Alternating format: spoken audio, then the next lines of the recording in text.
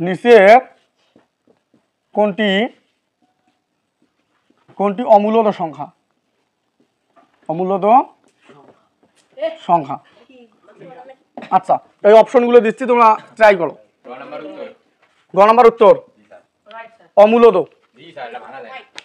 আমরা অমূলদ মানে জানি যে পি ভাগ কিউ আকারে প্রকাশ করা যাবে না, এইটা একটা। হ্যাঁ, আরেকটা হলো যেগুলোকে বর্গমূল করা যায় না, যে সকল সংখ্যার বর্গমূল করা যায় না সেগুলো অমূলদ সংখ্যা। যেমন √9 বর্গমূল করা যায়, 3/3 লেখা যায়। হ্যাঁ, তো এর নিচে মনে মনে কি 1 দেওয়া যায় না?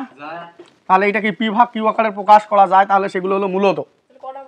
তাহলে এটাও কিন্তু মূলদ, এটাও কি পি ভাগ কিউ আকারে প্রকাশ করা যায় এবং কিউ নট ইকুয়াল টু 0। আমরা মূলদের সংখ্যা তোমাদের শিখিয়েছিলাম।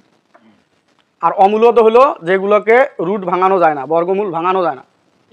যেমন √3 যেহেতু একটা অমূলদ সংখ্যা, অমূলদ সংখ্যা দিয়ে যাকেই ভাগ করো, গুণ করো, যাই করো না কেন, সেটা অমূলদ সংখ্যাই হবে। আর এটাকে দেখো যে ভগ্নাংশ সংখ্যা বা পি ভাগ কিউ আকারের সংখ্যা, তাহলে ওই সংখ্যাটা মূলদ, এটাও মূলদ, এটাও মূলদ। তাহলে একটাই আছে, সেটা অমূলদ।